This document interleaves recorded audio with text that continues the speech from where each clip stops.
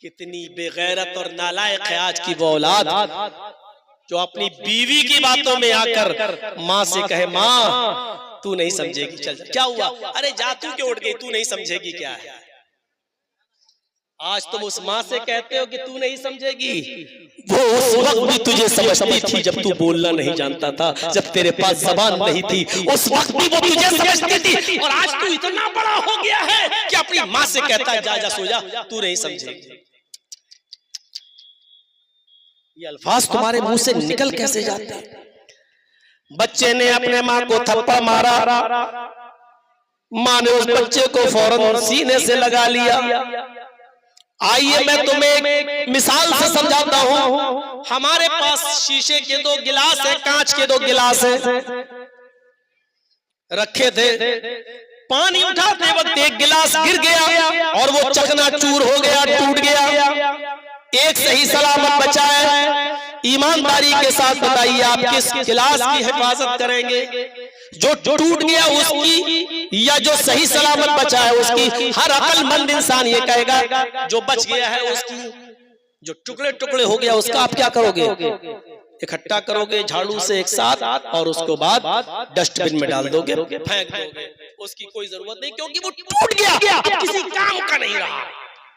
हमने अपनी बेटी की शादी की, आपने अपनी बेटी की शादी की, जहेज में बहुत से उसको बर्तन भी दे दिए। आपकी बेटी कांच के बर्तन को संभाल रही थी, अचानक एक गिलास आपकी बेटी से छूट गया और वो जमीन पर गिर गया। एक गिलास बचा। ईमानदारी के साथ बताइए कि आपकी बेटी कौन सी गिलास की हिफाजत करेगी, जो बच गया। अब जो टूट गया वो तो टूट गया, उसको फेंक देगी। जो सही सलामत बचा उसकी हिफाजत करेगी, जो बेकार है उसके कोई काम का नहीं है। लेकिन यहाँ मिसाल उलट जाती है। एक माँ के 2 बेटे, एक माँ के 2 बेटे हैं, एक 18 साल का है, एक 22 साल का है। 22 साल का बेटा अचानक एक्सीडेंट का शिकार हो जाता है, उसकी रीढ़ की हड्डी टूट जाती है, उसके दोनों हाथ खराब हो जाते हैं, दोनों पैर उसके खराब हो जाते हैं। शादीशुदा नहीं है, वो बिस्तर पे पड़ा हुआ है, लेकिन उससे छोटा 20 साल का बच्चा वो नौकरी कर रहा है, कमा कर लाता है, खिलाता है, अपनी माँ को भी देता है, अपने बीवी को भी पालता है, अपने बच्चे को भी देख रहा है। मेरे भाइयों, एक जो है वो कारामत है, वो अपनी माँ का लाठी का सर, वो अपनी माँ के बुढ़ापे का सहारा है, वो खिलाता है, पिलाता है, वो अपनी माँ की देख रेख भी करता है। और दूसरा बेटा बिस्तर पे पड़ा हुआ है, न वो खिला सकता है, न पिला सकता है, न काम कर सकता है। डॉक्टर ने कह दिया कि जिंदगी भर अब ये बिस्तर पे रहेगा, बस इसकी सेवा करो, इसकी खिदमत करो। ये दूसरे को क्या खिलाएगा, माँ को, ये खुद मोहताज है। माँ इसको खिलाएगी तो खाएगा, माँ इसको पिलाएगी तो पिएगा। मेरे भाइयों, एक बात बताइए, एक बेटा काम आने वाला है और दूसरा बेटा बिल्कुल किसी काम के लायक नहीं रह गया है, वो अपने माँ और अपने बाप के ऊपर बोझ बना बैठा है। ईमानदारी के साथ बताइए, अपने दिल से बताइए, माँ अपने इन दोनों बेटों में से किसकी हिफाजत करेगी, माँ इन दोनों में से किसको चुनेगी, माँ इन दोनों बेटों में से किससे ज्यादा प्यार करेगी और किसकी हिफाजत ज्यादा करेगी। आपका जवाब होगा उस बच्चे की, उस बेटे की जो बिस्तर पे पड़ा हुआ है, वो अपाहिज हो चुका है, वो काम का नहीं रहा है। माँ अपने मेहनत करने वाले बेटे को अपने हाथ से नहीं खिलाएगी, क्यों बेटा तेरे तो हाथ है, तू खा ले। लेकिन माँ उस बच्चे को जो बिस्तर पे पड़ा है उसके पास जाएगी, अपने पल्लू से उसके पेशानी को साफ करेगी, अपने हाथ से उसका मुंह भी धुलाएगी, अपने हाथ से उसके दांत भी साफ करेगी और अपने हाथ से लुकमा उसके मुंह पे डालेगी। इस बड़े बच्चे का पेशाब और पायखाना भी साफ नहीं करेगी, दूर जाएगी इससे छोटे बच्चे से जो काम का है, लेकिन अपने बड़े बच्चे से जो बिस्तर पे लेटा हुआ है उसके पास जाकर उसके कपड़े भी धुलेगी, उसके कपड़े भी बदलेगी और पेशाब और पायखाने की जरूरत होगी तो ये माँ आज अपने बड़े बेटे जो अपाहिज है उसको पेशाब भी कराएगी और लैट्रीन भी कराएगी और उसको मिलेगी। मेरे भाइयों, इस अपाहिज लंगड़े लूले जो किसी चीज का लायक नहीं है, बेकार बेटे की मोहब्बत उसकी माँ के दिल में ये कौन सी चीज पैदा कर रही है? ये अल्लाह की वही नेमत है जो नेमत मोहब्बत के नाम से जानी जाती है। अल्लाह ने कहा इन तउद्दू नेमतल्लाहि ला तुहसूहा, मेरे बंदो मेरी नेमतें इतनी ज्यादा है तुम्हारे ऊपर, मेरे बंदो मेरी नेमतें इतनी ज्यादा है तुम्हारे ऊपर कि अगर तुम उनको गिनना चाहो तो तुम उसको गिन भी नहीं सकते। इतनी नेमतें मेरी तुम्हारे ऊपर कि तुम उनको गिनना चाहो तो गिन भी नहीं सकते। इन नेमतों को जरा देखिए मेरे भाइयों, हमने कोई गलती की, आप हमें जल्दी माफ नहीं करेंगे। आपने गलती की, हम आपको जल्दी माफ नहीं करेंगे। 2-4 बार वार्निंग देंगे, फिर आपको बैंड कर देंगे जैसे हमने किया। लेकिन जरा सोचो, अल्लाह ताला ने कुरान करीम के अंदर ये नेमत देखिए, मोहब्बत की, हमदर्दी की। अल्लाह ताला ने कुरान करीम के अंदर 20 से ज्यादा बार अपने गुनाहगार बंदों को, अपने नाफरमान बंदों को या इबादी कहकर पुकारा है। पढ़िए कुरान। अल्लाह ने नेक बंदों को ये नहीं कहा मेरे नेक बंदे, लेकिन गुनाहगार बंदों से कहा मेरे बंदो। पढ़ो कुरान। एक मकाम पर तो बहुत बड़े गुनाहगार बंदे को या इबादी कह दिया, जिसके गुनाह का आलम इतना है। पढ़िए कुरान। कुल या इबादी अल्लज़ीना असरफू अला अनफुसिहिम ला तक़नतू मिर रहमतिल्लाह। कुल, ऐ नबी कह दो। और अल्लाह क्या कह रहा है? या इबादी अल्लज़ीना असरफू अला अनफुसिहिम, आए मेरे गुनाहगार बंदो। और कौन से गुनाहगार बंदे? असरफू, जिन्होंने बहुत गुलू किया है गुनाह करने में, जिन्होंने जरूरत से ज्यादा गुनाह किए। एक तो होता गुनाहगार, एक होता जरूरत से ज्यादा गुनाहगार। इबादियल्लज़ीना असरफू अला अनफुसिहिम, जिन्होंने अपनी जान, अपने नफ्सों पर बहुत ज्यादा जुल्म और गुनाह कर डाले हैं, हद से आगे बढ़ गए गुनाह कर करके। इसका तर्जुमा बाद मुफस्सिरीन ने यूं किया है, जिन्होंने गुनाह कर करके जमीन और आसमान भर लिए, यानी जमीन और आसमान भर कर भी अगर तुमने गुनाह किए हैं तो अल्लाह क्या कह रहा है अपने उन गुनाहगार बंदों से? या इबादियल्लज़ीना असरफू अला अनफुसिहिम ला तक़नतू मिर रहमतिल्लाह। आए मेरे गुनाहगार बंदो, तुम अल्लाह की रहमत से नाउम्मीद मत हो जाओ। मेरे गुनाहगार बंदो, तुमने बहुत गुनाह किए, लेकिन मैं तो रहमान हूं और मेरी रहमत भी एक नेमत है। तुम शर्मिंदा तो हो जाओ, तुम नादिम तो हो जाओ, तुम रुजू तो करो, तुम मेरी तरफ पलटो तो सही। मेरी रहमत से क्यों ना उम्मीद हो रहे हो? हम तुम्हें माफ करने के लिए तैयार हैं। अंदाजा लगाइए, 20 से ज्यादा बार अल्लाह ने अपने गुनाहगार बंदों को या इबादी कहकर पुकारा है कुरान में। या इबादी, आए मेरे गुनाहगार बंदो, आए मेरे गुनाहगार बंदो। अल्लाह उनको भी बंदा कह रहा है, आए मेरे गुनाहगार बंदो। कुल या इबादी अल्लज़ीना असरफू अला अनफुसिहिम ला तक़नतू मिर रहमतिल्लाह। आए मेरे गुनाहगार बंदो, अगर तुमने जुल्म और ज्यादती करके गुनाह करके अपने नफ्सों पर जुल्म कर रखा है, जमीन और आसमान भरकर गुनाह कर रखे हैं, तो तुम मेरी रहमत से ना उम्मीद ना हो जाओ। आओ मेरे पास, हम तुम्हें माफ करने के लिए तैयार हैं। ये है अल्लाह रब्बुल आलमीन की रहमत। कितनी बड़ी नेमत है।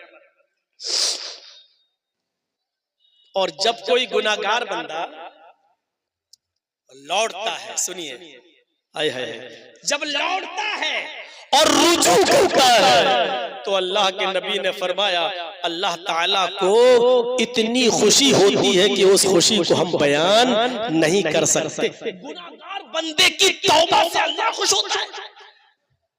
एक मिसाल दी अल्लाह के नबी सल्लल्लाहु अलैहि वसल्लम ने, बुखारी और मुस्लिम के अंदर ये मिसाल देखी जा सकती है। अल्लाह के नबी ने मिसाल दी कि एक शख्स जंगल में गया, सहरा में गया, उसके ऊंट पर पर उसका जरूरियाती जिंदगी का सामान लदा हुआ है, बहुत सा सामान लेकर जाता है, बहुत सा सामान वो लाद कर ले जाता है,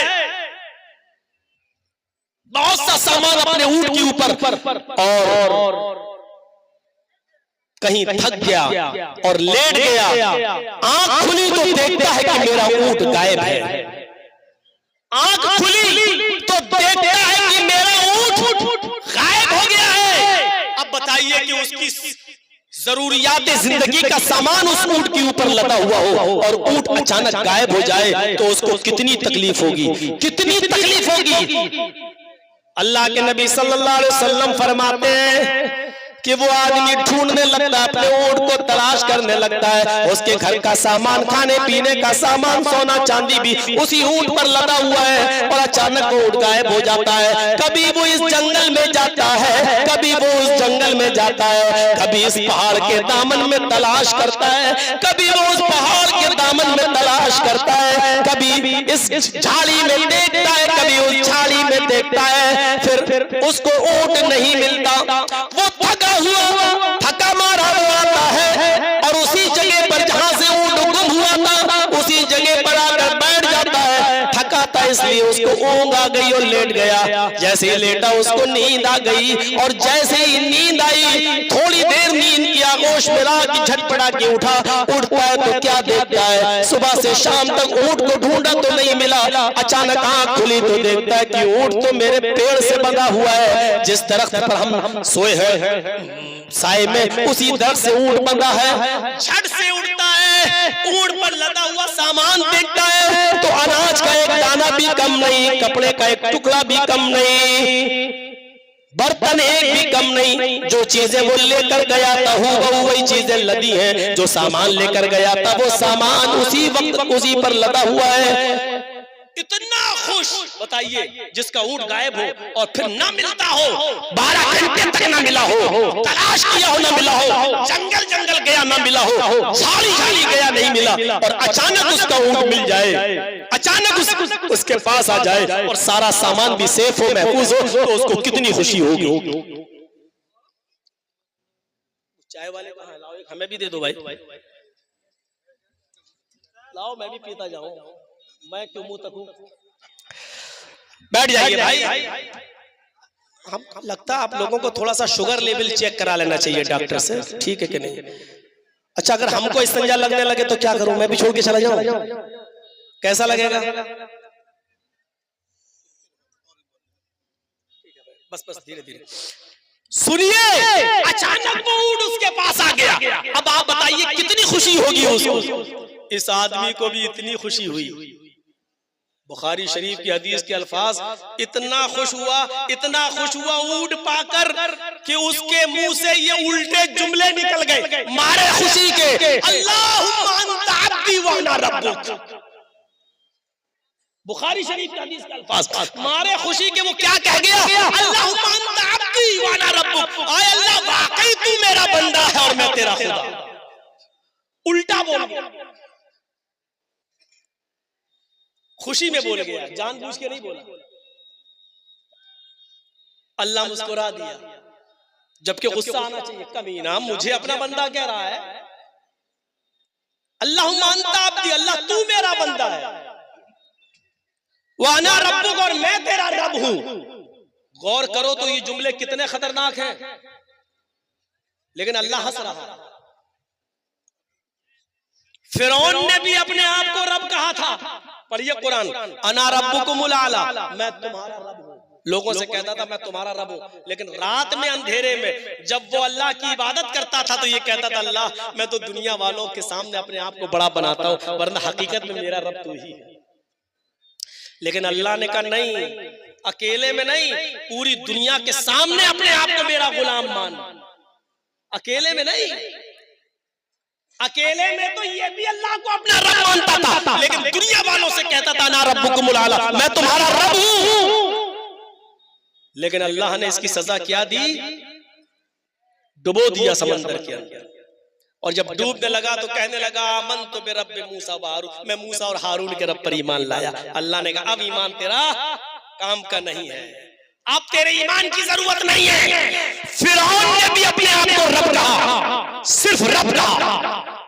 फिरौन ने भी इतने खतरनाक जुमले नहीं बोले। फिरौन तो लोगों से कहता था मैं तुम्हारा रब हूं, और इस आदमी ने तो मारे खुशी के अल्लाह ही से कह दिया कि मैं तेरा रब हूं। फिरौन लोगों से कहता था मैं तुम्हारा रब हूं, और ये आदमी अल्लाह से कह रहा मैं तेरा रब हूं। तो कौन सा जुमला खतरनाक हुआ? ये वाला जो अल्लाह को कह रहा मैं तेरा रब हूं, लेकिन अल्लाह ने इसको कुछ नहीं कहा। हंस रहा अल्लाह, क्योंकि वो जानता है मेरे बंदे ने ये जुमले जानबूझकर नहीं कहे हैं, दिल से नहीं कहे, उसकी जबान फिसल गई, मारे खुशी के उसको होश नहीं है उसके मुंह से क्या निकल रहा है। इसका मतलब ये हुआ कि नियतों का बड़ा दारोमदार होता है, नियतों पर डिपेंड होता है सारा मामला।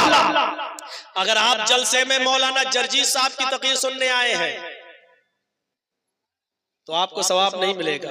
आप जलसे में कुरान और हदीस सुनने आए हैं तो आपको सवाब मिलेगा। अगर आप किसी मखसूस शख्सियत को सुन के चले जाते हैं तो आपको सवाब नहीं मिलेगा। अगर आप कुरान और हदीस सुनने आए हैं तो जो बातें जर्जी साहब बता रहे हैं वही बातें जयनगर का इमाम भी बताता है। अगर आप उसकी बात नहीं सुनते, जर्जीस की सुनते, इसका मतलब यह है कि आप कुरान और हदीस से मोहब्बत नहीं है, जर्जीस से मोहब्बत है, शख्सियत से मोहब्बत है। कुरान और हदीस से मोहब्बत होती तो आप उसकी भी। नतीजा निकालिए, नियत क्या है आपकी? मौलाना लास्ट में लाके फंसा देते हो, हम क्या करें? यानी आपने ये इशारा कर दिया कि हजरत अली साहब को भी सुन के जाओ। मेरे भाइयों, ये नियत पर डिपेंड करता है, नियत पर। अब मैं जो चीज बताना चाहता हूँ उस चीज को जरा सुनिएगा मेरे भाइयों बड़े प्यार से। अल्लाह के नबी फरमाते जितनी खुशी इस शख्स को होती है अपना खोया हुआ ऊंट पा करके मारे खुशी की कह रहा है आय अल्लाह तू मेरा बंदा मैं तेरा रब हूं, उससे भी ज्यादा खुशी, उससे भी ज्यादा खुशी अफराह का लफ्ज आया बुखारी में, उससे भी ज्यादा खुश होता है अल्लाह। किससे? उस बंदे से जो गुनाहों की पोटरी और गुनाहों का समंदर लेकर अपने रब के पास आता है और कहता अल्लाह आज से मैं इस तमाम पाप और गुनाहों को लात मार रहा हूं और तेरे दर पे आकर तुझसे हमेशा के लिए अपने गुनाह की माफी चाहता हूं। अल्लाहुम्मा गफिरली, आय अल्लाह तू मुझे बख्श दे। अल्लाहुम्मा गफिर लिज़ुनूबी, अल्लाह मेरे गुनाहों को बख्श दे, आइंदा मैं कभी गुनाह के करीब नहीं जाऊंगा। अल्लाह के नबी फरमाते हैं जितना खोया हुआ ऊंट पाने वाला खुश होता है उससे ज्यादा खुशी अल्लाह को इस आदमी की तौबा पर होती है, इस आदमी के गुनाह से माफी मांगने पर होती है। ये रब की मोहब्बत है, वरना कोई गुनाहगार इंसान इस धरती पर चल नहीं सकता है। इस जमीन में हजारों बड़े बड़े लोगों को ये खा गई। अभी जैसा एजाज साहब ने कहा सद्दाम अभी जिंदा है, मेरे भाइयों ये जमीन सद्दाम जैसी शख्सियतों को भी खा गई जिसकी कभी किसी जमाने में तूती बोला करती थी, जो जिस गुस्ल खाने में नहाता था वो सोने की टोटी हुआ करती थी, जिस हैंगर पर वो टॉवेल अपने जिस्म को पोंछने के लिए लटकाया करता था वो हैंगर गोल्ड का सोने का हुआ करता था, लेकिन आखिरी वक्त में वो मिला तो बंकरों में छिपा हुआ मिला, लंबी दाढ़ी लंबी मूंछों की हालत में मिला और उसको तख्तेदार पर जाकर लटका दिया गया, उसको मौत की सजा दे दी गई। मेरे भाइयों याद रखिएगा अल्लाह रब्बुल आलमीन की इस नेमत को याद रखिए कि अपने गुनाहगार बंदे से जब वो तौबा करता है तो अल्लाह बहुत खुश होता है, लेकिन ये तौबा इस नीयत से हो कि हम आइंदा कभी इस गुनाह के करीब नहीं जाएंगे। ऐसा नहीं दिन में शराब पी रात में तौबा, दिन में शराब पी फिर रात में तौबा, दिन में शराब पी फिर रात में तौबा। अल्लाह के नबी ने फरमाया जब कोई बंदा दिन में शराब पीता और रात में कहता अल्लाह माफ कर दे तो अल्लाह फरिश्तों को हुक्म देता है मेरे बंदे को माफ कर दिया, तुम भी इसकी बुराई मत लिखो। दूसरे दिन फिर शराब पीता फिर तौबा करता शाम को, अल्लाह कहता फरिश्तों जाओ मैंने आज भी माफ कर दिया। तीसरे दिन फिर वो शराब पीता है और फिर शाम को तौबा करता है, अल्लाह फरमाता बंदो फरिश्तों छोड़ो जाने दो, आज ही रहने उसको माफ कर दिया। लेकिन चौथे दिन फिर वो उठता है, शराब पीता है और रात में फिर वो तौबा और इस्तिगफार करता है कि अल्लाह मुझे माफ कर दे। अल्लाह कहता फरिश्तों अब इसके गुनाह को लिख लो, इसलिए कि ये बंदा मेरी रहमत का नाजायज फायदा उठा रहा है, ये मेरी रहमत का नाजायज फायदा उठा रहा है, बार बार गुनाह कर रहा है और बार बार तौबा कर रहा है, अब ये नाजायज फायदा उठा रहा है, अब इसके गुनाह को लिख लो। मेरे भाइयों, अल्लाह बहुत माफ करने वाला है, लेकिन इतना उसकी रहमत का नाजायज फायदा मत उठाइए कि आप ये समझ बैठे कि हम चाहे कितने गुनाह करते रहे वो माफ करता रहेगा। इसीलिए उसने कहा हम जब्बार भी हैं, हम कहार भी हैं।